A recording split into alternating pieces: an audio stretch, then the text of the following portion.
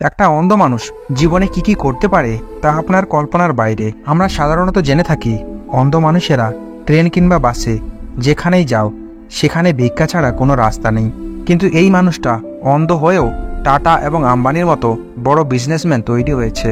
আর এই বিজনেসম্যান হওয়ার জন্য তাকে কতটা কষ্ট উপভোগ করতে হয়েছে তা আমরা এই গল্পে জানতে চলেছি। আর তার নাম হলো শ্রীকান্ত বোলা। আর তার জীবন কাহিনী নিয়ে এই সিনেমাটি তৈরি হয়েছে। সে অন্ধ্রপ্রদেশের শ্রীরামপুর নামে একটি গ্রামে জন্মগ্রহণ করে, আর তার স্বপ্ন হলো সে ইন্ডিয়ার প্রথম অন্ধ রাষ্ট্রপতি তৈরি হবে। তো কথা না বাড়িয়ে শুরু করা যাক শ্রীকান্ত মুভিটির এক্সপ্লেনেশন। হরিশ নামে গ্রামের একজন দামোদরের নাম ধরে ডাকতে ডাকতে ছুটে আসছে। দামোদর মাঠের কাজ পেলে জিজ্ঞেস করে, আরে হলোটা কি? আর সে বলে, তোমার ছেলে হয়েছে। আর সে নাচতে নাচতে বাড়িতে না গিয়ে একটি মদের দোকানে এসে হাজির হয়। সে প্রতিদিনের মতো সেই মদের দোকানে ছোট বোতল না বড় বোতল নেবে। আর সে খুশিতে নাচতে নাচতে গ্রামের সবাইকে বলে, জানো আজকে আমার ছেলে হয়েছে। আর গ্রামের সবাই দামোদরকে শুভকামনা জানায়। আর সে আনন্দে খুশি হয়ে বাড়িতে ফিরে আসে। আর সে বাড়িতে ঢুকতেই বউয়ের পাশে শুয়ে থাকা সে বাচ্চাটিকে তার কোলে নেয়। আর সে বাচ্চাটিকে নিয়ে মনের সুখে গান গাইতে গাইতে নাচতে থাকে। এখানে দামোদর ছাড়া বাকি সবার মুখ গোমড়া। সেখানে থাকা একটি দাদিমা তাকে বলে, আগে ছেলেকে তো ঠিক মতো দেখে নে। আর দামোদর ঠিক মতো দেখে বলে, দেখেছি তো, আমার তো ছেলেই হয়েছে। আর সে বলে ওর নাম হবে শ্রীকান্ত। সে অনেক বড় ক্রিকেটার হবে, আর সে একদিন দেশের জন্য খেলবে, আর আমার হবে চোখের মণি। আর এই দামোদরের কথায় তার দিকে সবাই অবাক হয়ে তাকায়। আর সবার এইভাবে তাকানো দেখে দামোদরের একটু সন্দেহ হয়। দামোদর তার ছেলের দিকে তাকালে সে দেখে তার ছেলের চোখ নেই, মানে সে অন্ধ। নিমিষেই তার সব স্বপ্ন ভেঙে চুরে যায়। আর শ্রীকান্তের মা এদিকে কান্নায় ভেঙে পড়ে, আর দামোদর ওদিকে গিয়ে মদ পান করছে। গ্রামের সবাই দামোদর ও তার বউকে বলে, এমন বিকলাঙ্গ ছেলেকে রেখে কি হবে? দুনিয়া তাকে আবর্জনা নজরে দেখবে। গ্রামের মহিলারা তার বউকে বুঝিয়ে বলে, তুমি মারা গেলে তার খেয়াল কে রাখবে? তাই সৃষ্টিকর্তার নামে তাকে দান করে দাও। আর পরের দিন সকালবেলা দামোদর ঘুম থেকে উঠে দেখে তার মদের বোতল শেষ হয়ে গেছে। আর রাগে সেই বাচ্চাকে কোলে নিয়ে বাড়ি থেকে অনেক দূরে মাঠের মধ্যে কবর খুঁড়তে শুরু করে। আর একদিনের সেই ছোট্ট শিশু শ্রীকান্ত পাশে শুয়ে কান্না করছে। তাকে জীবিত কবর দেওয়ার জন্য তাকে শোয়াতেই যাচ্ছিল, তখনই শ্রীকান্তের মা সেখানে এসে হাজির হয়। আর সে বলে, ও তোমার ছেলে, দয়া করে ওকে মেরো না। দামোদর রেগে গিয়ে বলে, ও আমাদের জন্য বোঝা ছাড়া কোনো কিছুই না। শ্রীকান্তের মা এদিকে কাঁদতে কাঁদতে বলে, আমি ওকে মানুষ করব, দরকার পড়লে আরেকটি বাচ্চার জন্ম দেব, কিন্তু তবুও ওকে মেরো না। শ্রীকান্তের এরকম বাচ্চার কান্না দেখে তার মন গলে যায়। এদিকে তার বাবা শ্রীকান্তকে জড়িয়ে কান্না করতে থাকে। এরপরে দেখতে দেখতে কেটে যায় বেশ কিছুদিন। আর এদিকে শ্রীকান্ত ধীরে ধীরে বড় হতে শুরু করে, আর মায়ের আঁচল ছাড়াই সে হাঁটা চলা শুরু করে। শ্রীকান্তের আর একটি ছোট ভাই হয়, যার নাম রাখা হয় নরেন্দ্র। আর এই নরেন্দ্রকে পেয়ে দামোদর খুশিতে উত্তলা হয়ে যায়। এদিকে শ্রীকান্ত স্কুলে যেতে শুরু করে, আর বরাবর মতো সবার থেকেই তার পড়াশোনা টান ছিল খুব বেশি। এদিকে তার ছোট ভাই নরেন্দ্র ধীরে ধীরে বড় হলে তার কাঁধে হাত রেখে একসঙ্গে স্কুলে যেত। একদিন স্কুলের একটি মাস্টারমশাই তাদেরকে অঙ্ক ধরে, আর শ্রীকান্ত ও তার বন্ধু পাশাপাশি বসেছিল। আর তার বন্ধুটি সে উত্তর দিতে পারে না, কিন্তু শ্রীকান্ত সেই উত্তরটি খুব তাড়াতাড়ি দিয়ে দেয়। আর মাস্টারমশাই বলে, শ্রীকান্তকে দেখে কিছু শেখো, ও চোখে দেখতে পারে না কিন্তু এ সবকিছুই জানে। আর বন্ধু মহেশ মাথা নিচু করে স্কুল থেকে বেরিয়ে যায়। আর এই ঘটনায় মহেশ খুব রেগে যায়। একদিন বিকেলবেলা শ্রীকান্ত ক্লাসরুমের মধ্যে একাই ছিল, আর তারা সবাই বাইরে ক্রিকেট খেলছিল। আর ঠিক তখনই তার বন্ধু মহেশ এসে বলে, ক্রিকেট খেলবি? এই ক্রিকেটের নাম শুনে শ্রীকান্ত এক কথায় রাজি হয়ে যায়। মহেশ দরজা খুলে বাইরে বের করে নিয়ে আসে, এরপর তার হাতে একটা ব্যাট ধরিয়ে দেয়। শ্রীকান্ত বলের জন্য ওয়েট করছে। মহেশ ইচ্ছে করে এত জোরে বল করে সেই বল এসে তার মাথায় লাগে, আর সেখানেই শ্রীকান্ত পড়ে যায়। মহেশ তার হাতে একটা পয়সা রেখে বলে, অন্ধ হয়ে তুই আবার ক্রিকেট খেলবি? তুই ভিক্ষাই কর, এই ভিক্ষা ছাড়া তোর কোনো রাস্তা নেই। এই বলেই মহেশ ও তার বন্ধুরা তাকে রাগাতে শুরু করে। তার ছোট ভাই নরেন্দ্র তাকে গিয়ে উঠাতে চাইলে তাকে সরিয়ে দিয়ে সবাই শ্রীকান্তকে মারতে শুরু করে। শ্রীকান্ত নিজেকে বাঁচাতে সেও মারপিট করতে শুরু করে। আর ঠিক তখনই স্কুলের টিচার সেখানে এসে হাজির হয়। তার বাবা তাদেরকে নিয়ে হাঁটতে হাঁটতে আসছিল। সে বলে, দাঁড়িয়ে দাঁড়িয়ে মার খাওয়ার কি দরকার ছিল? এখান থেকে পালিয়ে আসলেই হতো। শ্রীকান্ত বলে, আমি অন্ধ, আমি পালিয়ে গিয়ে কি করব? আমি যেখানে যাব সেখানে তারা আমাকে ধরে ফেলবে। পালিয়ে আমার কোনো লাভ হবে না, তাই আমার কাছে একটাই অপশন ছিল, তাদেরকে মারা। পরের দিন দামোদরকে স্কুলের টিচার বলে, হায়দ্রাবাদে ওর জন্য ভালো একটি স্কুল আছে, সেখানে তাকে ভর্তি করিয়ে দাও। আর সেখানে সবার সঙ্গে সে খাপ খাইয়ে নিতে পারবে, থাকা খাওয়া সম্পূর্ণ ফ্রি। আর শ্রীকান্তের এটা দুনিয়া না, আর সে ওখানে অনেক আদর যত্নে থাকবে। এই টিচারের কথা শুনে দামোদর তাকে সেই আশার স্কুলে ভর্তি করে দেয়। আর স্কুলে ঢুকতেই শ্রীকান্ত থমাসের সঙ্গে ধাক্কা খায়।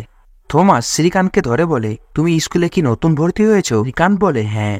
থমাস শ্রীকান্তকে জিজ্ঞেস করে, তুমি কি কিছুই দেখতে পারো না? শ্রীকান্ত হ্যাঁ বললে সে খুশি হয়ে বলে, আমিও কিছু দেখতে পারি না। আর এভাবে শ্রীকান্ত আশা স্কুলে পড়াশোনা করতে থাকে। এরপরে শ্রীকান্ত অন্ধদের ভাষা রেল পদ্ধতিতেও শিখে যায়। আর এই স্কুলের টিচারগুলির মধ্যে একজন অন্যতম টিচার হলো দেবিকা, যে এই অন্ধ বাচ্চাদের খুব ভালোবাসতো। সবার জন্য সে টিচার হলো, শ্রীকান্তের জন্য ছিল সে ইয়াশোধামা। একদিন বিকেলবেলা সবাই মিলে তারা খেলতে যাচ্ছিল। সবাই একে অপরকে ধরে গেলেও শ্রীকান্ত একাই হাঁটছিল। আর ম্যাডাম তার সামনে তখনই একটি টুল রেখে দেয়। শ্রীকান্ত সেই টুলের মধ্যে ধাক্কা খেলে রেগে গিয়ে বলে, এটা এখানে কে রেখেছে? তখনই ম্যাডাম বলে, এটা আমি রেখেছি। সে শ্রীকান্তকে সেই টুলের মধ্যে বসিয়ে বলে, পৃথিবীটা গোল, পৃথিবীর যে সব জিনিস একই জায়গায় থাকবে এরকম কোনো কথা নেই। দেবিকা তার হাতে একটি স্টিক ধরিয়ে বলে, এটা তোমার স্বাধীনতা, এটাকে তুমি যদি তোমার বেস্ট ফ্রেন্ড বানাতে পারো তাহলে তোমার কারো সাহায্য লাগবে না। কেন বলে, আমার মা আমাকে জন্ম দিয়েছিল ঠিকই, কিন্তু দেবিকা টিচার আমাকে বাঁচতে শিখিয়েছে। ধীরে ধীরে শ্রীকান্ত অনেক বড় হয়ে যায়। সে পড়াশোনা করা, দাবা খেলা, ক্রিকেট খেলা সব দিক থেকে সে যেন সবার থেকে এগিয়ে। তাই শ্রীকান্ত হয়ে যায় ক্লাসের ক্যাপ্টেন। আর শ্রীকান্তের এই প্রতিভা দেখে স্কুলের সবাই মুগ্ধ হয়ে যায়। শ্রীকান্ত তার বাবাকে ফোন করে জানায়, বাবা আমি স্কুলের মধ্যে ফার্স্ট হয়েছি। এই কথা শুনে শ্রীকান্তের বাবা খুব খুশি হয়ে যায়। পরের দিন দিনের বেলা নাইডু যে ফান্ড ডোনেশন করে সে সেখানে একটি অনুষ্ঠান রাখে। সেখানে ক্লাসের ক্যাপ্টেন শ্রীকান্তকে কিছু কথা বলতে দেয়। শ্রীকান্তকে কথা বলার জন্য স্টেজের মধ্যে আনা হয়। সে বলে, আমি নাইডু স্যারকে ধন্যবাদ জানাতে চাই, কিন্তু পুরোপুরি না, বাকি ধন্যবাদটা স্কুলের প্রিন্সিপাল এবং পুরো টিমকে দেওয়া উচিত। এই নাইডু স্যার স্কুলে যতগুলি ডোনেশন করে তার মধ্যে প্রিন্সিপাল স্যার আর স্কুলের টিচার অর্ধেক খেয়ে নেয়।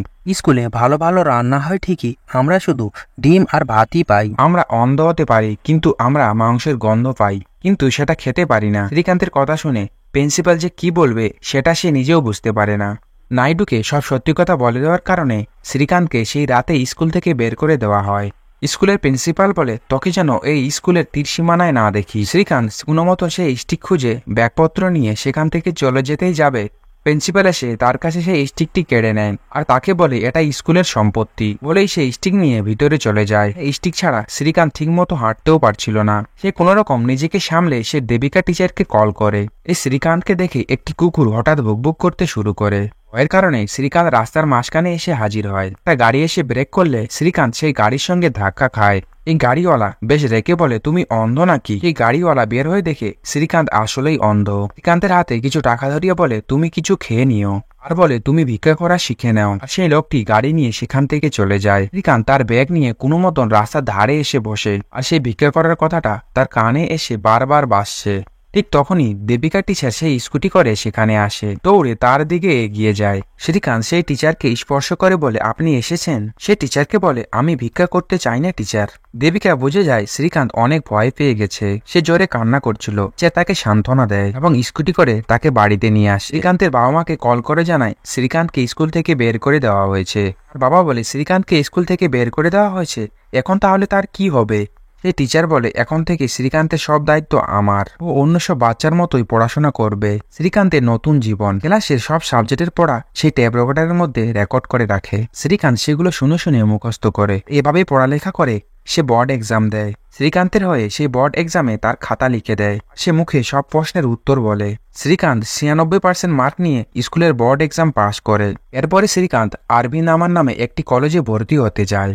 সকলে কলেজে ভর্তি হওয়া উপলক্ষে খুব আনন্দ করছে। টিচার সেখানে এসে তার কাগজপত্র রেডি করছে। শ্রীকান্ত সেখানে বসে আছে। তাদেরকে ঘিরে কয়েকটি স্টুডেন্ট আরো দাঁড়িয়ে আছে। তার টিচার বলে, এখন থেকে শ্রীকান্তকে তোমাদের একটু দেখে শুনে রাখতে হবে। সেখানে চৈতন্য নামে একজন বলে, আমি তো আর্টসে আছি, অজয় সায়েন্স নিয়ে আছে, শ্রীকান্তের খেয়াল রাখবে। দেবিকা বলে, শ্রীকান্ত আর্টসে ভর্তি হবে। চৈতন্য অবাক হয়ে বলে, ওর তো 96% মার্ক আছে, তাহলে ও কেন সায়েন্সে ভর্তি হবে না? ম্যাডাম মন খারাপ করে বলে, আসলে কলেজ মানতে চাইছে না, কেননা শ্রীকান্ত চোখে দেখতে পারে না। শুধু এই কলেজ কেন, কোনো কলেজই মানবে না, কারণ ভারতের সংবিধানে এমন কোনো আইন নেই। কান্ত গম্ভীর গলায় বলে, এমন কি কোনো আইন আছে যেখানে অন্ধ মানুষ সায়েন্স পড়তে পারবে না, বয়া মানুষ কমার্স পড়তে পারবে না? শ্রীকান্ত বলে, পড়লে সায়েন্স নিয়েই পড়বো। প্রতিদিন দেবিকা শ্রীকান্তকে নিয়ে একটি হায়দ্রাবাদের কোর্টের মধ্যে আসে।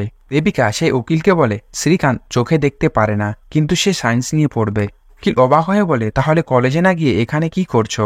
আর দেবিকা বলে, আসলে অন্ধ মানুষদের সায়েন্স পড়তে দেওয়া হয় না, আমরা এই নিয়মের বিরুদ্ধে কেস করতে এসেছি। আর এই কথা শুনে বেচারা উকিল তো আকাশ থেকে পড়ে।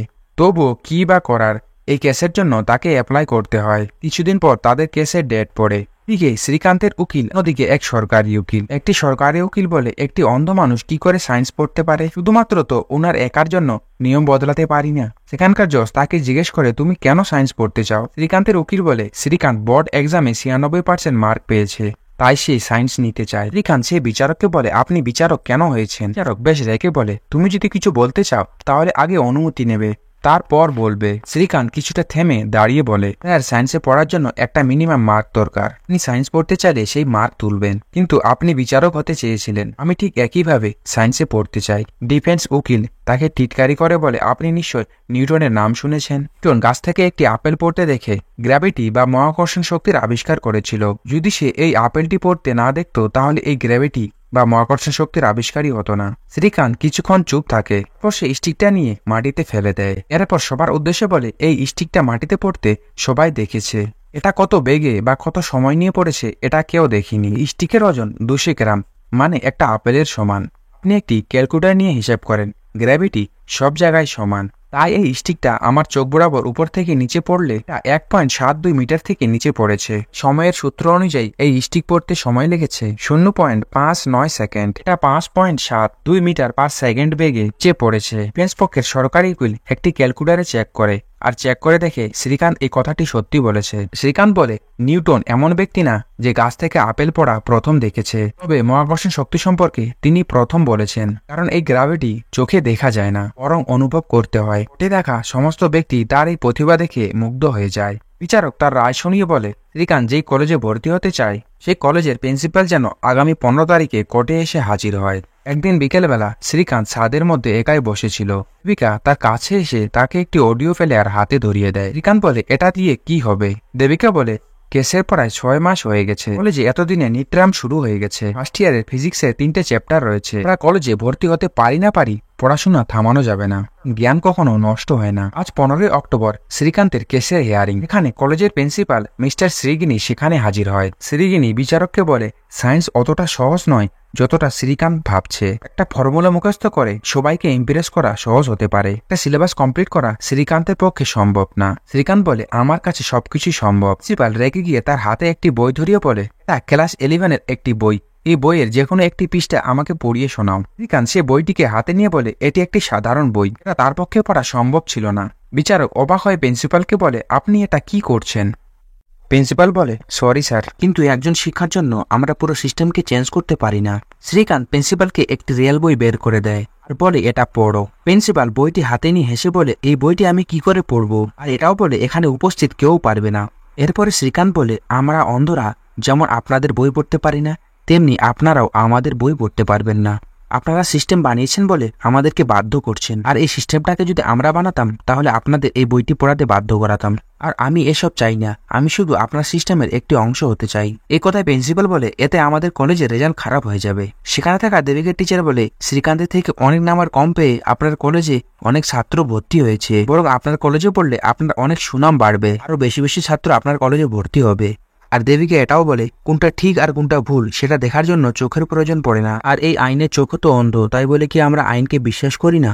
শ্রীকান্তকে একটা সুযোগ দিলে এই সিস্টেম একা একাই বদলে যাবে। এইসব শোনার পর শ্রীকান্ত বলে, আমার মনে হয় আপনার কাছে আর্গুমেন্ট করার মতো কোনো কথা নেই, বাকি তর্ক বিতর্কটুকু না হয় আমরা ক্লাসে আলোচনা করব। বলেই সেখান থেকে বিজয়ের হাসি হেসে চলে যায়। শুরু হয়ে যায় শ্রীকান্তের কলেজের জীবন। সকলের সঙ্গে ক্লাস করা, দাবা খেলা, আবার মুখে মুখে কঠিন অঙ্ক সলভ করে দেওয়া, ভাবে শ্রীকান্তের কলেজে দিন কাটছে। তারপর পরীক্ষা কাছে আসলে পরীক্ষার হলে শ্রীকান্তের হয়ে একজন খাতা লেখে, যেমনটা সে এর আগের এক্সামে করেছে। শ্রীকান্ত একটি ক্রিকেট মাঠের পাশে এসে দাঁড়ায়, খানি কিনা অন্ধরা ক্রিকেট খেলছিল।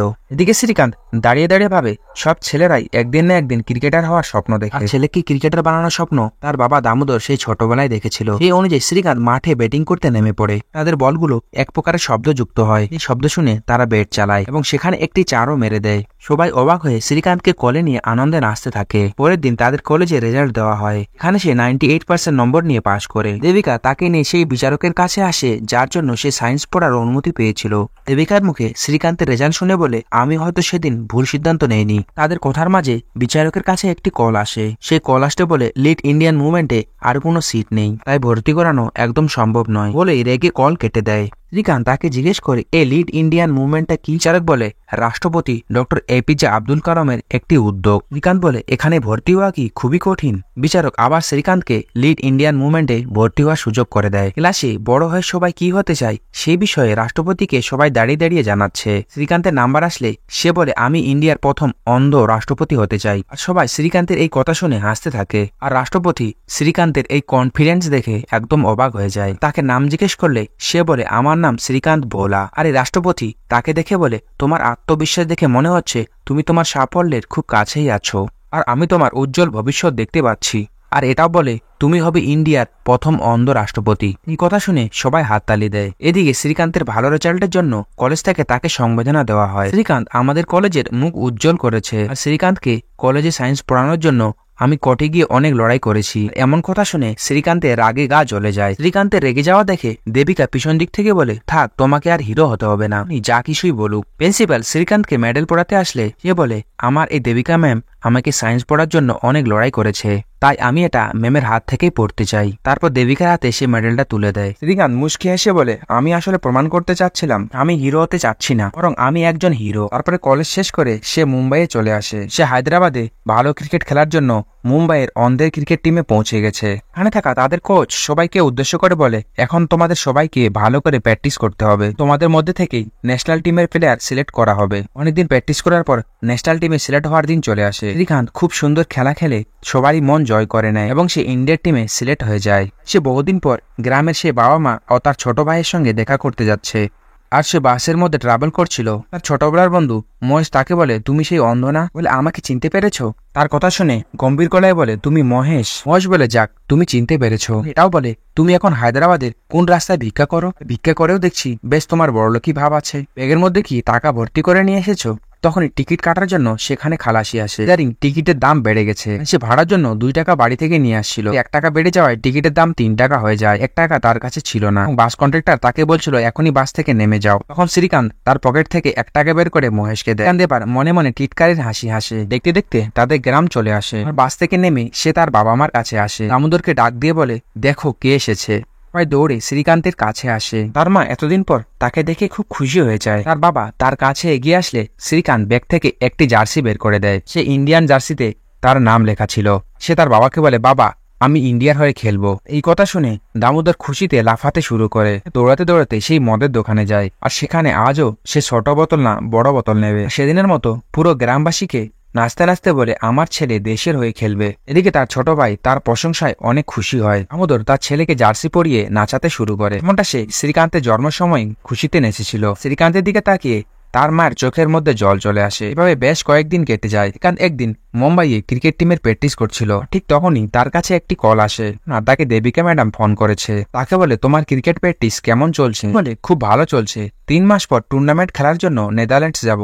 আর এটাও বলে আমার ইঞ্জিনিয়ারিং ভর্তি হওয়ার জন্য ফর্ম ফিল আপ করেছো? ম্যাডাম বলে এটাই বলার জন্য তোমাকে ফোন করেছিলাম। বরাবর মতো ইঞ্জিনিয়ার কলেজগুলোতেও একই সমস্যা। আর তুমি অন্ধ বলে তোমাকে ওরা ভর্তি নিতে যাচ্ছে না।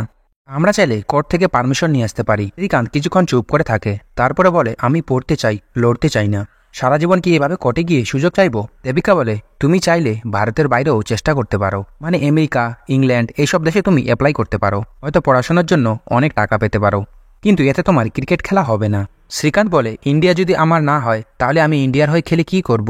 আমার কাছে সবার আগে পড়াশোনা, তারপর ক্রিকেট।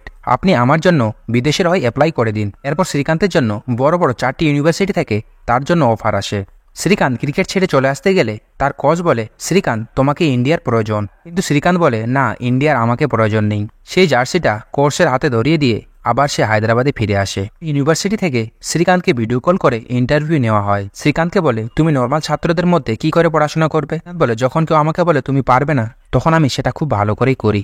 আমার শুধু একটা দরকার বড় সুযোগের। শ্রীকান্তের ইন্টারভিউ নিয়ে তারা খুব ইমপ্রেস হয়ে যায়। তারপর তারা নাগপুরে একটি ট্রাভেল এজেন্সির কাছে যায়। তারপর দেবিকা বলে যেখানে ইন্ডিয়ার কোনো কলেজই শ্রীকান্তকে ভর্তি নেয়নি, সেখানে বড় বড় 4টি কলেজ তার জন্য অফার করেছে। আর তাদের কথা শুনে সেখানকার ম্যানেজার বলে যেখানে সবাই লাখ লাখ টাকা খরচা করে বাইরে পড়াশোনা করার জন্য যায়, যেখানে আমরা শ্রীকান্তের পড়াশোনার জন্য 1 টাকাও নেব না, সম্পূর্ণ ফ্রিতে তাকে পাঠাবো। সেই কথা মতো শ্রীকান্তের যাওয়ার দিন চলে আসে। ম্যাডাম তাকে স্কুটিতে করে এয়ারপোর্টে রেখে যায়। শ্রীকান্ত যাওয়ার সময় টিচারকে বলে টিচার আমি আপনাকে খুব মিস করব।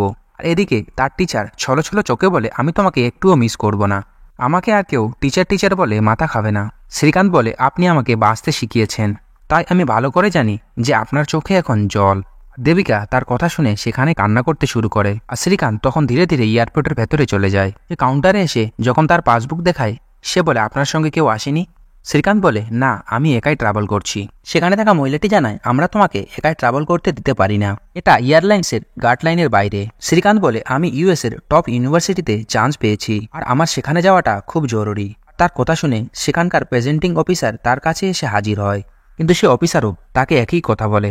তাদেরকে খুব রিকোয়েস্ট করে যে আমার যাওয়াটা খুব জরুরি। তাও বলে, স্যার আমার এই ডকুমেন্টগুলো দেখুন, আমি আজকে না যেতে পারলে আমি কলেজে অ্যাডমিশন নিতে পারবো না। সেখানে থাকা সব যাত্রীগুলোকে সে বলে আমার সঙ্গে কেউ ইউএসএ ট্রাভেল করবে, কিন্তু তার কথা শুনে কেউ রিপ্লে করে না, চুপচাপ সাইড থেকে হেঁটে যায়। সেখানে একটি ভদ্র মানুষের সঙ্গে সে এসে ধাক্কা খায়। তাকে জিজ্ঞেস করে, আপনি কোথায় যাচ্ছেন? সে বলে, আমি আমেরিকা যাচ্ছি। শ্রীকান্ত বলে, আমিও আমেরিকা যাচ্ছি, আপনি কি এদেরকে একটু বলবেন যে আপনি আমার সঙ্গে যাচ্ছেন? সে লোকটি শ্রীকান্তকে কোনো রকমে শান্ত করে সেই জায়গায় বসিয়ে সেখান থেকে চলে যায়। শ্রীকান্ত তখন বুঝতে পারে আসলে এভাবে তাকে কেউ এখন সাহায্য করবে না। তখনই এয়ারপোর্টে একটি এয়ার হোস্টেস সিটের বিবরণ দিচ্ছিল, আর তার কথা শুনে শ্রীকান্ত সিট সম্পর্কে সবকিছুই মনে করে নেয়, কেননা তার ট্যাব রেকর্ডারে পড়াশোনা করে করে অভ্যাস আছে।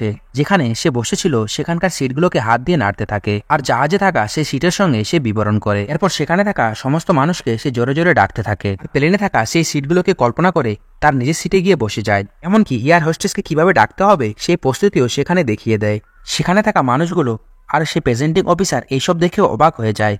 তার এই ঘটনার জন্য সেখানে থাকা সমস্ত মানুষ হাততালি দেয়। অবশেষে শ্রীকান্তকে একাই প্লেনে যাওয়ার জন্য অনুমতি দেওয়া হয়, আর সে পৌঁছে যায় বোস্টন নামে আমেরিকার এক শহরে। সেখানে একটি বড় ইঞ্জিনিয়ারিং কলেজে সে ভর্তি হয়ে যায়। সেখানে থাকা একটি টিচার তাকে একটি বেল পদ্ধতির বই হাতে ধরিয়ে দেয়। টিচার তাকে বলে, এটা তোমার প্রথম সেমিস্টারের বই। শ্রীকান্ত বেশ খুশি হয়ে বইটি হাতে নিয়ে টিচারকে ধন্যবাদ জানায়, আর সেখানে গিয়ে তার পাশে থাকা দুই বন্ধু কেলি ও শ্রীকান্তের সঙ্গে হাত মেলায়। শ্রীকান্ত সেখানে তার জীবনের সবথেকে সুন্দর সময় পার করছিল, কারণ এখানে চলাফেরা করা খুব সহজ, আর সবাই খুব ফ্রেন্ডলি। একাই ক্যাফের মধ্যে যাওয়া, বন্ধুদের সঙ্গে দৌড়ানো, আর এই সবকিছুই তার কাছে যেন স্বপ্নের মতো মনে হচ্ছিল। একদিন শ্রীকান্ত একটি মাঠের মধ্যে বসেছিল, একটি বেসবলের স্টিক হাতের মধ্যে নিয়ে বলে, এটা কি? কেলি বলে, এটা বেসবল স্টিক। সে বলে, এটা বলো না যে তুমি বেসবল খেলবে। ব্যাস, যেই ভাবা সেই কাজ। আর সে বেসবল খেলতে সে মাঠের মধ্যে পৌঁছে যায়, কিন্তু তাদের বলগুলো এক টাইপের টু টু করে আওয়াজ করত। সেই আওয়াজ শুনে তারা শট মারত। শ্রীকান্ত এমন একটি শট মারে, সেখানে থাকা সবাই তার শট দেখে মুগ্ধ হয়ে যায়। আর কিছুদিন পরে শ্রীকান্ত সেখানে থাকা ন্যাশনাল টিমের সঙ্গে যুক্ত হয়। খবরের কাগজ কিংবা ম্যাগাজিনে শ্রীকান্তের বড় করে ছবি দিয়ে বের হয়, ইন্ডিয়ার একটি অন্ধ ছেলে আমেরিকার হয়ে বেসবল খেলবে। আসলে শ্রীকান্ত যেটা জেদ করত সেটাই হাসিল করত, কারণ একটাই, সে কখনো হার মানতে শিখিনি। তবে শ্রীকান্ত সেদিন যে শটটি মেরেছিল সেটি গিয়ে একদম হায়দ্রাবাদে পড়ে। হায়দ্রাবাদের একটি ম্যাগাজিন পেপারে শ্রীকান্তের প্রথম ছবি দেখে একটি মেয়ে মুচকি হাসে। একদিন তারা সবাই মিলে বসে আড্ডা মারছিল, সেখানে সেই মেয়েটির ফ্রেন্ড রিকোয়েস্টের নোটিফিকেশন আসে। কেলি শ্রীকান্তকে বলে, স্বাতি নামে একজন তোমাকে ফ্রেন্ড রিকোয়েস্ট পাঠিয়েছে, আর এই মেয়েটি হায়দ্রাবাদের একটি মেডিকেল স্টুডেন্ট। শ্রীকান্ত সেই মেয়েটির ভয়েস মেসেজ শুনে, সেখানে বলা থাকে, কেমন আছেন আপনি? শ্রীকান্ত বলে, আমি ভালো আছি, আপনি ভালো আছেন? এইভাবে তাদের মধ্যে কথা বলা শুরু হয়ে যায়। এরপর থেকে রোজ তাদের মধ্যে কথা বলা বলি শুরু হয়। ধীরে ধীরে একে অপরের ভালো লাগা খারাপ লাগা সবকিছু শেয়ার করতে শুরু করে। ভাবে দেখতে দেখতে কেটে যায় কয়েক বছর। দিকে শ্রীকান্তের গ্রাজুয়েশন কমপ্লিট হয়ে যায়। এরপর স্বাতি শ্রীকান্তকে ফোন করে বলে, তোমার জন্য একটি সারপ্রাইজ রেখেছি। সে বলে, আমি আমেরিকা আসি, আর সেখানে এসে আমি ডাক্তারি করব। শ্রীকান্ত তাকে জিজ্ঞেস করে, তোমার কোন ইউনিভার্সিটি? সে বলে, ইউনিভার্সিটি অফ ক্যালিফোর্নিয়া। শ্রীকান্ত বলে, আমি তো ইস্টে থাকি। স্বাতি শ্রীকান্তকে বলে, তুমি বলেছিলে না তোমার খুব লং ড্রাইভ পছন্দ?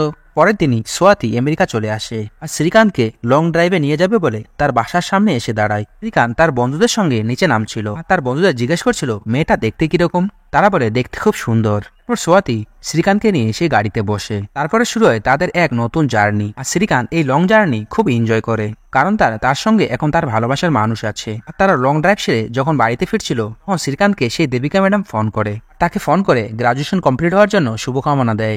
শ্রীকান্ত এটাও বলে, আজকে আমার ইন্টারভিউ আছে, আমার জন্য দোয়া করবেন। দেবিকা বলে, আমি ভেবেছিলাম তুমি ইন্ডিয়াতে আসবে। শ্রীকান্ত বলে, ওখানে আমার কোনো চাকরি নেই, আমি ওখানে এসে কি করব? আমার এখানে লাইফ সেট, আর আমার চাকরি পাওয়ার পর আমি আপনাকে এখানে নিয়ে আসবো।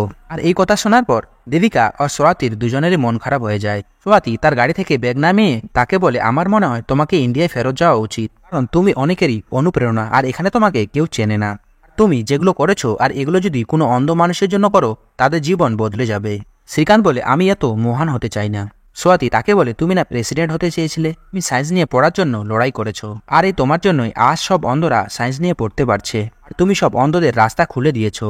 ঠিক এইভাবেই দেশ মহান হয়। ইন্ডিয়া যদি তোমার মতো অন্ধকে একটি পরিপূর্ণ শিক্ষা দেয় তাহলে আমেরিকার মতো ইন্ডিয়া কত উন্নত হবে তুমি জানো?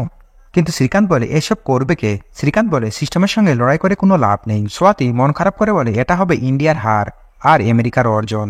আর সেখানে কোনো কথা না বাড়িয়ে সোয়াতি সেখান থেকে চলে যায়। আর সোয়াতি সেই কথাগুলো তার শরীরে কাঁটার মতন বিঁধতে থাকে। শ্রীকান্ত এর পরের দিনই তার শহর হায়দ্রাবাদে ফিরে আসে। শ্রীকান্ত তার দেবিকা টিচারকে নিয়ে একটি কোচিং খুলতে চায়, সেই জন্য তারা জায়গাও দেখতে যায়, কিন্তু টাকার জন্য তারা জায়গা পায় না। আর তারা হতাশ হয়ে দেবিকার ছাদে গিয়ে গল্প করে আর বলে, আজকের পড়াশোনা যেন কেমন হয়ে গেছে, টাকা পয়সা ছাড়া কোনো বড় কোচিং এ যাওয়া যায় না। আর ওই সময়টাই খুব ভালো ছিল, আপনি রেকর্ড করে দিতেন আর আমি মুখস্থ করে নিতাম। দেবিকা ম্যাডাম তাকে বলে, তুই পড়তে পারলে তুই পড়াতে কেন পারবি না? আমরা এখানে ছাদে একটি কম্পিউটার সেন্টার খুলবো। শ্রীকান্ত ম্যাডামের কথা শুনে বলে, এই আইডিয়াটা সত্যি খুব ভালো, নাম হবে শ্রীকান্ত কম্পিউটার সেন্টার। দেবিকা বলে, বাড়ি আমার, আইডিয়া আমার, আর নাম হবে তোমার?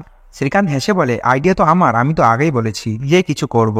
এরপর দুজনে প্ল্যান করে কোথায় চেয়ার টেবিল বসাবে, যেই কথা সেই কাজ। পরে তিনি লক দেখে দেবিকা আর শ্রীকান্ত কাজ শুরু করে দেয়। কম্পিউটার সেট করানোর পর শ্রীকান্ত জো নামে একটি অ্যাপ্লিকেশন নামিয়ে নেয়, যেটার মাধ্যমে কম্পিউটারে দেখার দরকার হবে না, শুনে শুনে সব কাজ করা যাবে। আর তাদের বাড়িতে একটি বোর্ড লাগাচ্ছিল শ্রীকান্ত, আর ম্যাডাম বাইরে এসে সেই বোর্ডের মধ্যে দেখে সেখানে লেখা আছে শ্রীদেবী। আর এই দেখে দেবিকা খুব খুশি হয়ে যায়। অনেক বাচ্চা লাইন ধরে সেই কোচিং সেন্টারে পড়ার জন্য আসে, কিন্তু 6 মাস পর দেখা যায় সেন্টারে একটা বা দুটো ছাত্র ছাড়া সম্পূর্ণ খালি। শ্রীকান্ত খেতে খেতে দেবিকা ম্যাডামকে জিজ্ঞেস করে, কেউ আসছে না কেন? দেবিকা ম্যাডাম বলে, কেউ চাকরি দিতে প্রস্তুত না, পড়ালেখা জানে, কম্পিউটারও চালাতে জানে, তার সত্ত্বেও তাদের উপর কেউ ভরসা করে না, কারণ একটাই, এরা অন্ধ। আর তাদের একটাই কথা, তারা ট্রেনের মধ্যে গান গাইতে পারবে। পুরো সিস্টেমটাই একদম উল্টা। শ্রীকান্ত বলে, সিস্টেম বাদ দাও, যে কথায় আসো। শ্রীকান্ত সেখানে থাকা একটি প্যাকেটের মধ্যে হাত দেয় আর বলে, চাকরি নাই তো আমরা চাকরি বানিয়ে নেব। শ্রীকান্ত প্যাকেটটি এগিয়ে দিয়ে বলে, আমরা রিসাইকেলিং প্যাকেট বানাবো। এদিকে ডক্টর এপিজে আব্দুল কালাম একটি সভার মধ্যে আসেন, আর সেখানে সে ভাষণ দেয় আর বলে, নিজের মধ্যে পরিবর্তন নিয়ে আসো। আর ঠিক তখনই সেখানে শ্রীকান্ত চলে আসে। শ্রীকান্তকে দেখে সে স্টেজের মধ্যে বসিয়ে দেয় এবং সবার সঙ্গে পরিচয় করায়, আর এটাও বলে, শ্রীকান্ত আমার হিরো। শ্রীকান্ত রাষ্ট্রপতিকে বলে, আমি হিরো না, আমি আবর্জনা। আসলে 4 মাস আগে শ্রীকান্ত অনেক কোম্পানিতে তার আইডিয়া নিয়ে যায়, তার বিজনেস বাড়ানোর জন্য প্রস্তাব দেয়, কিন্তু কেউ তাকে অনুপ্রেরণা করে, আবার আবর্জনা বলে কেউ তাকে ভাগিয়ে দেয়। আর সে কোনো পদ না পেয়ে সে রাষ্ট্রপতির কাছে এসে হাজির হয়েছে। আর রাষ্ট্রপতি তাকে বলে, আমি খুশি হয়েছি যে তুমি ইন্ডিয়াকে এমন নজরে দেখছো, আমি ইনভেস্ট করব, কিন্তু আমি সরকারি তহবিল থেকে অনেক কম টাকা নেই, তাই বেশি কিছু করতে পারবো না, কিন্তু যেটুকুই করব আমার যথেষ্ট চেষ্টা দিয়ে করব।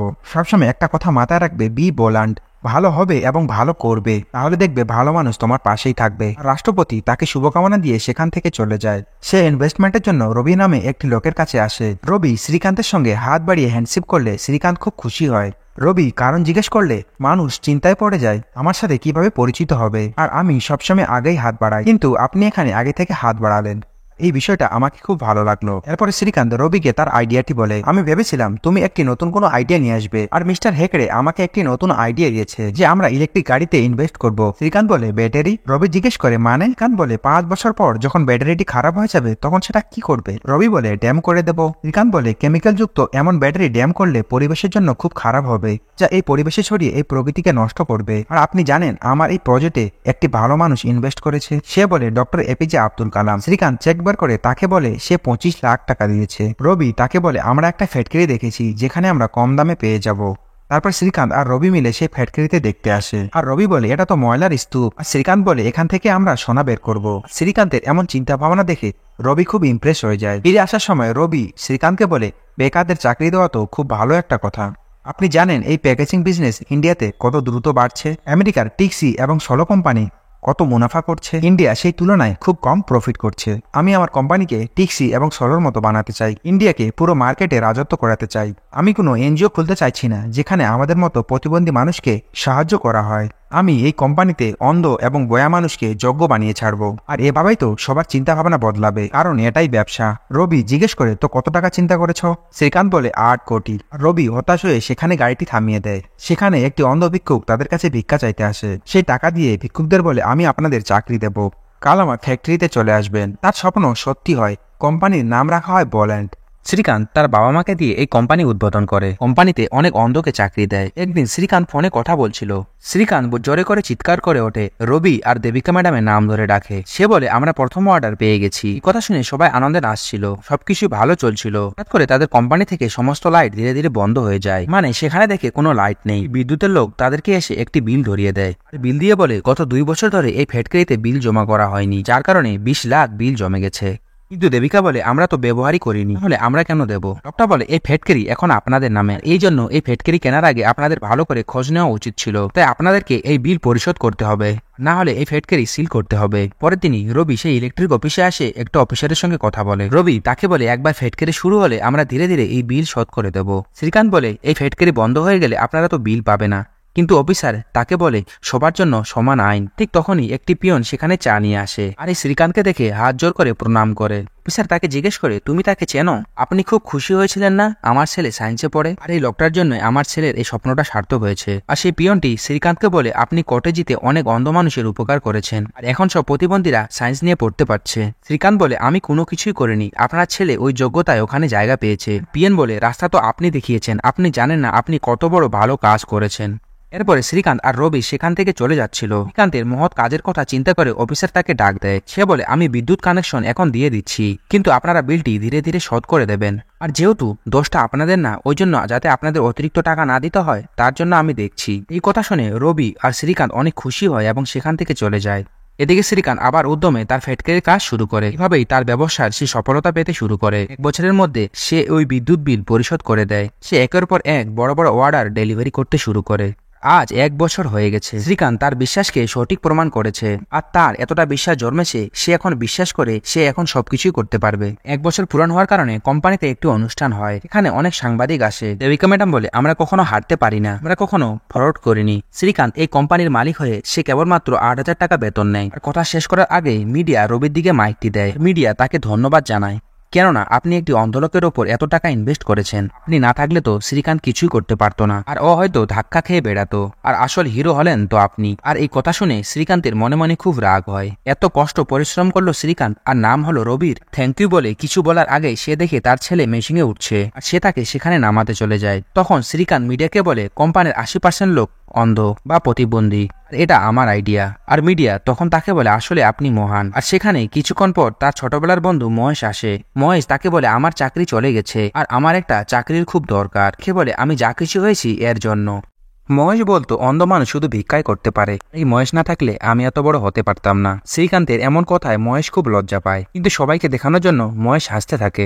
একজন সাংবাদিক তাকে জিজ্ঞেস করে, আপনি কি ওকে চাকরি দেবেন? শ্রীকান্ত বলে, ও আমার বন্ধু। মিডিয়া চলে গেলে শ্রীকান্ত মহেশকে জিজ্ঞেস করে, তুই স্বাভাবিকভাবে ঠিক আছিস তো?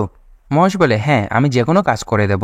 শ্রীকান্ত বলে, দেখ কি আজব ব্যাপার, ক্লাসে তুই আমাকে বলতিস যে আমি ভিক্ষা ছাড়া কোনো কিছুই করতে পারবো না, আর এখন তুই পুরোপুরি সুস্থ হয়েও চাকরির জন্য ভিক্ষা চাইছিস। আর বলে, যা, তোর এখানে চাকরি নেই। বলে শ্রীকান্ত সেখান থেকে চলে যায়। এই কথায় মহেশ খুব কষ্ট পায়, আর এই ঘটনায় দেবিকা আর রবি অবাক হয়ে যায়, আর তারা চিন্তায় পড়ে যায় যে হঠাৎ শ্রীকান্তের কি হলো। রবি শ্রীকান্তের পাশে এসে বলে, মহেশকে কি এত অপমান করা ঠিক হয়েছে? শ্রীকান্ত রবিকে বলে, মহান হওয়ার দায়ভার তো তুমি নিয়েছো, আর মানুষ তো আমাকে সম্মান করে। রবি বলে, আমি যে শ্রীকান্তকে চিনতাম সে নিজেকে আবর্জনা বলতো, আর এত অহংকার তো তার ছিল না। এই কথায় শ্রীকান্তের জেদ আরো বেড়ে যায়, এবং সে ভাবে সে নিজে একাই কি করে উপরে উঠবে মানুষের কোনো সাহায্য ছাড়াই। সে মনে মনে ভাবে, রবিকে আমার দরকার নেই, রবির আমাকে দরকার। আমি চাইলে এরকম 10টা রবির লাইন লাগিয়ে দেব। একদিন শ্রীকান্ত রবিকে আর একটি ফ্যাক্টরিতে নিয়ে যায়। সেখানে গিয়ে বলে, আমাদের এই ব্যবসাটাকে অনেক বড় করতে হবে। কিন্তু রবি তাকে বলে, এটা এবছর সম্ভব না, আমরা পরের বছর করব, এত বাজেট আমাদের কাছে নেই। শ্রীকান্ত বলে, না, আমরা এই বছরই করব। আমি এই ফ্যাক্টরির মালিক গোপালের সঙ্গে কথা বলেছি, তাকে টাকা এখন না দিলেও হবে, 6 মাস পর তাকে সব পেমেন্ট করে দেব। রবি শ্রীকান্তকে অনেক বোঝানোর চেষ্টা করে। শ্রীকান্ত রবিকে বলে, এত নেগেটিভ ভেবো না তো, এখন এটা একদম সম্ভব না, আমাদের অত বাজেট নেই। রবি তাকে বলে যে স্বপ্ন দেখা বন্ধ করো, প্র্যাকটিক্যালি সবকিছু বোঝার চেষ্টা করো। শ্রীকান্ত বলে, স্বপ্ন কখনই প্র্যাকটিক্যালি হয় না, আর বাস্তবে আমি স্বপ্ন ছাড়া কিছুই দেখতে পারবো না, আমি আগে করে দেখিয়েছি আর এখনো করে দেখাবো। শ্রীকান্ত সে গোপালের কাছ থেকে সে ফ্যাক্টরি কিনে নেয়, আর এই ফ্যাক্টরির মডিফাইয়ের কাজ শুরু হয়ে যায়। এদিকে সোয়াতি আমেরিকা থেকে ছুটিতে আসে, আর তারা নতুন ফ্যাক্টরি উদ্বোধন করে কাজও শুরু করে দেয়। আর তার গ্রামে গিয়ে তারা নতুন বাড়ি দেবে বলে তার বাবাকে দিয়ে প্রথম ভিত্তি খোঁড়ায়। আর দামোদর এই মাটি খুঁড়ে ইট পোতাতে গেলে তার মনে পড়ে ছোট্টবেলায় এই ছেলেটিকে আমি মাটিতে পুঁতে মেরে ফেলছিলাম। আজ এই ছেলে কোথা থেকে কোথায় পৌঁছে গেছে, তাদের নাম উজ্জ্বল করেছে। দীপাবলির রাতে সোয়াতি শ্রীকান্তকে গাড়িতে বসে একটি স্পেশাল ঘড়ি উপহার দেয়, যেটা বেল সিস্টেমে বানানো, অর্থাৎ যেটা হাত দিয়ে সময় বোঝানো যাবে। একদিন তারা রবির বাড়িতে বসে চা খাচ্ছিল। সেখানে টিভিতে দেখে যে মুকেশ আম্বানি বেস্ট বিজনেসম্যানের অ্যাওয়ার্ড পাচ্ছে। পাশাপাশি রবির স্ত্রী বলে এবার রিলায়েন্স পেয়েছে, পরের বার বল্যান্ড কোম্পানি পাবে। কথা শুনে রবি বলে কিসব আবল তাবল বলছো, আমরা কোথায় আর ওরা কোথায়? শ্রীকান্ত জিজ্ঞেস করে কেন পাবো না, ওরা পেতে পারলে আমরাও পাবো। রবি বলে এমন স্বপ্ন আমি দেখিনি। শ্রীকান্ত অনেক কর্কশ গলায় বলে তুমি দেখোনি, কিন্তু আমি দেখেছি। রবি আর কিছু বলতে গেলে তার স্ত্রী তাকে থামিয়ে দেয়। রবির বউ শ্রীকান্তকে বলে তোমার প্রতি এর খুব বিশ্বাস আছে, আর তুমি নিশ্চয়ই একদিন বিজনেসের অ্যাওয়ার্ড পাবে। শ্রীকান্তের এরকম ব্যবহার দেখে শ্রুতিও অবাক হয়ে যায়। কোথায় রবি কোনো জবাব দেয় না, আর সবাই চুপ হয়ে গেলে শ্রীকান্ত বলে চলো তোমার ফ্লাইটের টাইম হয়ে গেছে। সোয়াতি বলে কফিটি খেয়ে নি। শ্রীকান্ত বলে এয়ারপোর্টেও কফি পাওয়া যায়। আর শ্রীকান্তের এরকম ব্যবহারে সোয়াতি খুব বিরক্ত হয়। এয়ারপোর্টে শ্রীকান্ত সোয়াতিকে বলে তুমি এসেছো বলে ভালো লেগেছে, কিন্তু সোয়াতি বলে আমার একদম ভালো লাগেনি। বয়সের কথা না ছেড়েই দিলাম, কিন্তু রবি, কাল পর্যন্ত তুমি রবির অনেক প্রশংসা করছিলে, আর সে তোমাকে কত সাহায্য করেছে, আর তার সঙ্গে তুমি এরকম ব্যবহার করছো। শ্রীকান্ত বলে রবি যে আমাকে নিয়ে মজা করলো, আমি কখনো অ্যাওয়ার্ড পাবো না। তুমিও কি বিশ্বাস করো আমি অ্যাওয়ার্ড পাবো না? সোয়াতি বলে আমি জানি তুমি পাবে, কিন্তু আমার চিন্তা এই অ্যাওয়ার্ড পাওয়ার জন্য তুমি যেন কাছের মানুষকে হারিয়ে না ফেলো। বলেই সোয়াতি চলে যায়। শ্রীকান্ত মনে করে সোয়াতি এখনও দাঁড়িয়েই আছে, তাই কথা বলতেই থাকে। যখন সে বুঝতে পারে সোয়াতি নেই, তখন তার মন খুব খারাপ হয়ে যায়, কিন্তু তাতে শ্রীকান্তের কিছুই যায় আসে না। এখন শ্রীকান্তের মাথায় একটাই জিনিস ঘুরছে, সে কিভাবে অ্যাওয়ার্ড পাবে। শ্রীকান্ত সেখানকার মুখ্যমন্ত্রী মিসেস রেড্ডিকে তার ফ্যাক্টরিতে নিয়ে আসেন। এরপরে মুখ্যমন্ত্রী তাকে বলে তুমি একদিন অফিসে আসো, সেখানে বসে ডিটেলসে কথা হবে। এই মন্ত্রীকে বেরোতে দেখে রবি শ্রীকান্তকে জিজ্ঞেস করে এই মন্ত্রী এখানে কেন এসেছিল। শ্রীকান্ত বলে সে আমার কাজ দেখে আর আমার সম্পর্কে জেনে অনেক ইমপ্রেস হয়ে গেছে। রবি বলে ওর কোনো স্বার্থ আছে? শ্রীকান্ত বলে হ্যাঁ, স্বার্থ তো আছেই, সেটা আমার ভবিষ্যতের। আমাকে এমএলএ টিকিট দিতে চায়। এমন বড় বড় নেতার হাত থাকলে আমাদের কোথা থেকে কোথায় নিয়ে যাবে। একবার চিন্তা করে দেখো, আমাদের কোথাও যাওয়ার দরকার হবে না, সব কাজ এখানে বসে বসে হয়ে যাবে। রবি অবাক হয়ে বলে তুমি এসব কি বলছো? বোল্যান্ড আমাদের কোম্পানি, আর এ সময় তোমার সমস্ত ফোকাস এই কোম্পানির উপর রাখা উচিত। আজ পর্যন্ত তুমি সবকিছু সঠিক নিয়মে করে এসেছো, তাহলে আজকে এরকম করছো কেন? শ্রীকান্ত বলে আমি বোল্যান্ডের জন্যই করছি, আর সঠিক নিয়মে করতে গেলে অনেক লম্বা পথ পাড়তে হবে। এদিকে সে ফ্যাক্টরির মালিক গোপাল তাকে টাকার জন্য বারবার ফোন করছে, কিন্তু শ্রীকান্ত ফোন রিসিভ করে না। তাই বলে সে রবিকে কল দেয়। রবি শ্রীকান্তকে কল ধরে দিলে শ্রীকান্ত বলে বলেছি তো টাকা দিয়ে দেব। আপনি জানেন না আমি অন্ধ, আর আমাকে বেশি প্রেশার দিলে আপনার নামে আমি আত্মহত্যা করব। যে মানুষ নিজেকে কোনোদিন অন্য কারো থেকে কম মনে করেনি, সে আজকে নিজের দুর্বলতাকে বাহানা হিসেবে বহন করছে। কল কেটে শ্রীকান্ত সেখান থেকে চলে যায়, আর রবি চিন্তায় পড়ে যায়। সে চিন্তিত থাকায় দেবিকা ম্যাডাম তাকে এসে বলে তোমার কি হয়েছে। সে বলে শ্রীকান্ত বদলে যাচ্ছে, শ্রীকান্ত আগে এরকমটি ছিল না। শ্রীকান্ত গোপালকে হুমকি দিচ্ছে, সে নাকি আত্মহত্যা করবে আর মরে যাওয়ার সময় তার নাম লিখে দিয়ে যাবে। এদিকে শ্রীকান্তের কাছে একটি ফোন আসে। সে লাউডস্পিকার দিয়ে দেবিকা আর রবিকে শোনাচ্ছে, আর এবার বেস্ট অ্যাওয়ার্ডের জন্য তাদের কোম্পানিকে নমিনেট করা হয়েছে। এই কথা শুনে দেবিকা আর রবি খুব খুশি হয়ে যায়। ফোনটা কেটেই শ্রীকান্ত রবিকে বলে দেখেছিলে, তুমি বলেছিলে আমি অ্যাওয়ার্ড পাবো না, এখন দেখো আমি অ্যাওয়ার্ড পেতে চলেছি। গোপালকে নিয়ে তোমরা চিন্তা করো না, আমি ওকে দেখে নেব। শ্রীকান্তের এমন কথায় রবি কিছু মনে না করলেও দেবিকার অনেক মন খারাপ হয়। শ্রীকান্ত মুখ্যমন্ত্রীর একটি নতুন অফিস উদ্বোধন করার জন্য আসে। এদিকে তার ফ্যাক্টরিতে টাকা নেওয়ার জন্য গোপাল আসে, আর গোপাল খুব চিৎকার করে করে কথা বলছিল। তার জন্য সে শ্রীকান্তকে ফোন করে। শ্রীকান্ত তাদেরকে বলে আমি কি ওখানে আছি যে আমি ওকে টাকা দেব? শ্রীকান্তের এরকম কথা দেখে মুখ্যমন্ত্রী বলে তোমার কোনো সমস্যা? শ্রীকান্ত প্রথমে না বললেও পরে বলে একটি সাহায্য দরকার। সে মুখ্যমন্ত্রী গোপালের ফ্যাক্টরিতে পুলিশ পাঠায় যাতে গোপালকে ধরে নিয়ে যায়। পুলিশের ধরা দেখে রবি সেখানে দৌড়ে আসে, আর তাকে সাথে করে অফিসের ভেতরে নিয়ে যায়। রবি শ্রীকান্তকে ফোন করে বলে পুলিশ ডাকার কি দরকার ছিল? তার টাকা আর তোমার কাছে 6 মাসের সময় দিয়েছিল, আর সেটা নিতে আসছে, এতে পুলিশ ডাকার কি আছে? শ্রীকান্ত বলে আমি পুলিশ ডাকিনি, কিন্তু আমি রেড্ডি ম্যাডামকে বলেছিলাম সাহায্যের জন্য, সে আমাদেরকে সাহায্য করেছে। তা না, তোমরা উল্টো গোপালকে ভেতরে নিয়ে গেছ। রবি বলে সরি, তোমাকে বলতে হবে না, আর তুমি এমন করতে পারো না। শ্রীকান্ত রবিকে বলে তুমি আমাকে শেখাতে এসো না আমি কি করব আর কি করব না। বলেই সে কল কেটে দেয়। পিছন দিক থেকে দেবিকা ম্যাডাম এসে বলে সে কখনোই সরি বলবে না। সত্যি বলতে ও সরি বলতে জানে না। মানুষ হোক কিংবা পশু পাখি, তাদের যদি কোনো সমস্যা হয় তারা পাগলের মতো রিয়েক্ট করে কিংবা পালিয়ে যায়। পালিয়ে যাওয়াটা খুব সহজ, কিন্তু শ্রীকান্ত পালাবে কি করে? সে তো একটা অন্ধ মানুষ। তার কথা শুনে রবি ভিতরে গিয়ে গোপালকে বোঝায়। তারপরের দিন শ্রীকান্ত তার বাড়িতে কিছু খুঁজছিল। ম্যাডাম বলে কি খুঁজছো? শ্রীকান্ত বলে স্টিক, বাইরে যাব। দেবিকা বলে, কেন? বাইরে তো তোমার সাপোর্ট আছে, মিনিস্টার রেড্ডি, স্টিক কেন লাগবে তোমার? শ্রীকান্ত বলে, রবি আপনাকেও তো ব্রেন ওয়াশ করেছে, তাই না? আমি বুঝতে পারছি না রবি আমার সঙ্গে কেন এরকম করছে। ওর তো আমার উন্নতিতে খুশি হওয়া উচিত। ম্যাডাম বলে, এটা তোমার উন্নতি না, আর রবি তোমাকে নিয়ে খুব চিন্তিত। শ্রীকান্ত বলে, ওর কথা মতো কাজ করলে ভালো, আর নিজের ইচ্ছা মতো কাজ করলেই দোষ।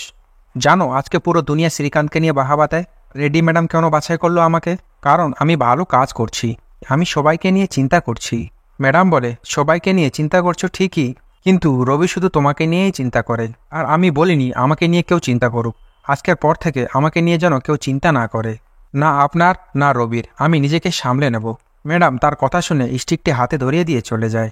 সে তার ঘর থেকে বেরোতেই ডাইনিং রুমে আসতেই একটি চেয়ারের সঙ্গে ধাক্কা খেয়ে পড়ে যায়। বিকা ম্যাডাম বলে, কি হলো? তুমি না বলেছিলে নিজেকে সামলাতে পারবে, আর দেখো তুমি পড়ে গেলে, তাও আবার নিজের বাসায়।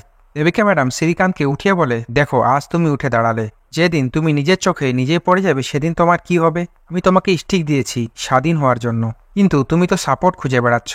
আমি কোনোদিন ভাবিনি তুমি দেখতে পাও না, কিন্তু ওই রেড্ডি তোমাকে এত অন্ধ বানিয়ে দিয়েছে যে তুমি আর কোনো কিছুই দেখতে পাচ্ছ না। এই বলেই দেবিকা তার বাড়ি থেকে চলে যায়। শ্রীকান্ত কিছুটা নিজের ভুল বুঝতে পারে। শ্রীকান্ত পার্টি অফিসে গেলে রেড্ডি ম্যাডাম তার হাত ধরে জোর করে উপরে টেনে নিয়ে যাচ্ছিল। ঠিক তখনই সেখানে থাকা পিয়ন চা নিয়ে আসে। রেড্ডি তাকে ধমক দিয়ে বলে, কাপটা ওখানে রাখলে কেন? ওর হাতে দিতে পারলে না? শ্রীকান্ত বলে, কোনো সমস্যা নয়, আমি তুলে নেব। আর রেড্ডি ম্যাডাম প্রচারের জন্য অনেকগুলি ব্যানার বানায়। তার মধ্যে কিছু ব্যানার সেখানে পড়ে শোনায়, আমি অন্ধ কিন্তু গন্ধ না, পরিশ্রম দিয়ে অর্জন করায় আসল শক্তি। শ্রীকান্তের জন্ম থেকে শুরু করে আজ পর্যন্ত সবকিছু এক এক করে মনে পড়তে শুরু করে। ডক্টর এপিজে আব্দুল কালামের শেষ কথাও তার মনে আসে, তুমি ভালো করবে তো ভালো মানুষ তোমার সঙ্গে থাকবে। শ্রীকান্ত রেড্ডি ম্যাডামকে বলে, এই টিকিট অন্য কাউকে দিয়ে দিন। আর ছোটবেলা থেকে আমাকে একজন অনেক কষ্ট করে বুঝিয়েছে আমার মধ্যে কোনো দুর্বলতা নেই, আর আমি এই সবকিছুই ভুলে এই অন্ধত্বের সুযোগ নেওয়া শুরু করেছি। আপনার লোকেরা ব্যানারে ঠিক লিখেছিল, আমি অন্ধ গন্ধ না। শ্রী চলে যাওয়ার জন্য উঠলে রেড্ডি বলে, না আমি নামিয়ে দিয়ে আসছি। শ্রীকান্ত বলে, না দরকার নেই, এখান থেকে আমার বাইরে যাওয়ার রাস্তা আমি ঠিকই জানি। বলেই বাড়িতে এসে কলিং বেল বাজালে দেবিকা ম্যাডাম দরজা খোলে, কান্না করতে শুরু করে। দেবিকা ম্যাডাম তাকে জড়িয়ে ধরে কান্না থামানোর চেষ্টা করে। এরপরে শ্রীকান্ত রবির বাড়িতে আসে। কিছুক্ষণ চুপ থাকার পর রবি বলে, তোকে দেখে মিনিস্টার মনে হচ্ছে। শ্রীকান্ত বলে, সরি। রবি বলে, কি? শ্রীকান্ত আবার বলে, সরি। রবি মজা করে বলে, আমার কান পর্যন্ত পৌঁছায়নি। শ্রীকান্ত উঠে গিয়ে রবির কানে চিৎকার করে বলে, আই এম সরি। রবি বেরোচ্ছিল না। রবি বলে, সরি যখন বেরই হয় না, আমরা তো হিরো, সই কেন বলার লাগবে? আর গোপালে সরি না, টাকার দরকার। পরের দিনই সকালবেলা গোপালকে টাকা দিয়ে ফ্যাক্টরিতে সবকিছু ঠিক করে নেয়। এদিকে স্বাতিকও কল করে সরি বলে। রবি, শ্রীকান্ত আর দেবিকা টাটা কোম্পানির সঙ্গে শেয়ারে ব্যবসা শুরু করে। এদিকে মহেশ বোলান ফ্যাক্টরিতে চাকরি পেয়ে কাজ করছে। খবরের কাগজে টাটা এবং বোলার কোম্পানির নিউজ আসে, আর এই কথাটাই চিৎকার দিয়ে সবাইকে জানায়। এরপরে শ্রীকান্তের সেই দিন চলে আসে যেদিন তাকে বেস্ট বিজনেসম্যানের অ্যাওয়ার্ড দেওয়া হবে। রবি, দেবিকা ম্যাডাম ও তার বাবা মায়ের জন্য আজকে সবথেকে বড় গর্বের দিন। শ্রীকান্ত রবিকে থাকতে বললে রবি বলে, তোর গর্বের দিন তুই উপভোগ কর। শ্রীকান্ত সেই অ্যাওয়ার্ডটি হাতে নিয়ে বলে, আমি অন্ধ না, আমি দেখতে পারি, তা হলো স্বপ্ন, অনেক বড় বড় স্বপ্ন। আমাদের মতো অন্ধদের সম্পর্কে আপনারা ভুল ধারণা বানিয়ে রেখেছেন, যারা ওর সঙ্গে কত খারাপ হয়েছে, কিন্তু আমাদের সঙ্গে কোনো কিছুই খারাপ হয়নি, আর আমরা বেচারা না। আমাদের চিন্তায় থাকলে আপনাদের বেঁচে খেয়ে ফেলবো। কথা শুনে উপস্থিত সবাই সেখানে হাসতে থাকে। আমার জন্মের পর আমার বাবা মাকে বলেছিল, ওকে বাঁচিয়ে রেখে লাভ নেই, ওকে মেরে ফেলো।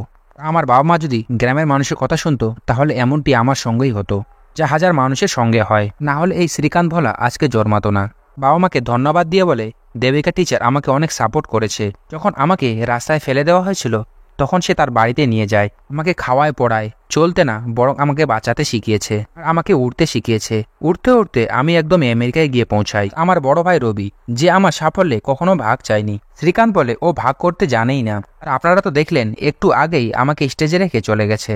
রবি এদিকে তার কথা শুনে হাসতে থাকে। শ্রীকান্ত বলে, আমার একটি লাভ স্টোরি আছে, স্বাতি, যে কিনা আমেরিকায় বসে ল্যাপটপে দেখছে। এই স্বাতি কোনো একটি প্রতিবন্ধীকে ভালোবাসেনি, সে একটি মানুষকে ভালোবেসেছে, আর আমিও এই স্বাতিকে খুব ভালোবাসি। আপনাদের শ্রীকান্ত ভোলা হওয়ার কোনো দরকার নেই, আর আমাকে দেখেও অনুপ্রাণিত হওয়ার দরকার নেই।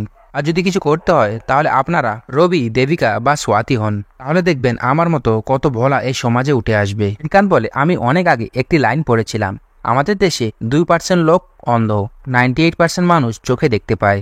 অনেক বছর আগে থেকে আমি স্বপ্ন দেখতাম অ্যাওয়ার্ড পাবো, এই অ্যাওয়ার্ড স্পেশাল ক্যাটাগরিতে। এই স্পেশাল ক্যাটাগরি আসলে কি? বিজনেস একটা আইডিয়া যে কেউ কখনো দেখতে পারে না। তাহলে তো আমরা সবাই অন্ধ। আপনাদের যদি মনে হয় আমি যোগ্য না, তাহলে অন্য কাউকে দেন। আমি আবারও আসবো অনেক পরিশ্রম করে নর্মাল ক্যাটাগরিতে অ্যাওয়ার্ড নিতে। আমার দয়ার দরকার নেই, আমার দরকার সমান সুযোগের। যতদিন এমন সুযোগ দেওয়া না হবে ততদিন আমি লড়ে যাব, কারণ পালানো আমি শিখিনি। আমরা চাই আপনারা শুধু আমাদের সমান সুযোগ দিন। যেটা আমি শুরু করতে যাচ্ছি, এই অ্যাওয়ার্ড আমি নিতে পারবো না। যেদিন আপনারা আমাকে স্বাভাবিক ভাববেন সেদিনই আসবো এই অ্যাওয়ার্ড নিতে। শ্রীকান্তের কথা মতো সেই অ্যাওয়ার্ডটি নিয়ে নেওয়া হয়। তার কথা শুনে সবাই দাঁড়িয়ে হাততালি দিতে শুরু করে। বাস্তবে বাঁ দিকে শ্রীকান্ত ভোলা ও তার পাশে রবি, আর যে শ্রীকান্তের বিজনেস আইডিয়ায় ইনভেস্ট করেছিল। 2017 সালে এশিয়ার টপ ম্যাগাজিন পেপারে শ্রীকান্তের নাম আসে। এরকম এশিয়ার প্রায় 30টা ম্যাগাজিনই শ্রীকান্তের নাম আসে। আর শ্রীকান্ত আজও স্বপ্ন দেখে সে ইন্ডিয়ার রাষ্ট্রপতি হবে। একদিন শ্রীকান্ত আর সোয়াতি একটি বাগানে ঘুরতে আসে, আর খুশিতে দৌড়াতে দৌড়াতে সে পড়ে যায়। সে পড়ে ওঠার পর এমন ভাব করে যে বলে আমি সবকিছুই দেখতে পাচ্ছি। তবে শ্রীকান্ত এটা সোয়াতির সঙ্গে মজা করছিল। 2022 সালে 23শে এপ্রিল সোয়াতি এবং শ্রীকান্তের বিয়ে হয়। শ্রীকান্তের এই গল্পের অনুপ্রেরণায় শুধু কলেজে সায়েন্স নিয়ে পড়া নয়, জবে নানান সেক্টরে প্রতিবন্ধীদের কাজ দেওয়ার সুযোগ করে দেওয়া হয়েছে। ডক্টর এপিজে আব্দুল কালাম একটা কথা বলেছিল, স্বপ্ন সেটা যেটা তোমাকে ঘুমাতে দেবে না। আর সেই কথায় প্রমাণ করেছে শ্রীকান্ত ভোলা। সে তার দুর্বলতাকে শক্তি বানিয়ে লড়াই করেছে, আর দুনিয়া এখন তার হাতের মুঠোয়। আসলে জীবনে সবথেকে বড় যুদ্ধটা হয় নিজের সাথে। নিজেকে জয় করতে পারলে তো দুনিয়া আপনার হাতের মুঠোয়। এই বলে এখানে সিনেমাটা শেষ হয়ে যায়। তো বন্ধুরা, যদি সিনেমাটা ভালো লাগে থাকে তাহলে লাইক করে কমেন্টে অবশ্যই জানাবেন। চ্যানেলে নতুন হলে সাবস্ক্রাইব করে দেবেন। আবার দেখা হবে নতুন একটা সিনেমার গল্প নিয়ে।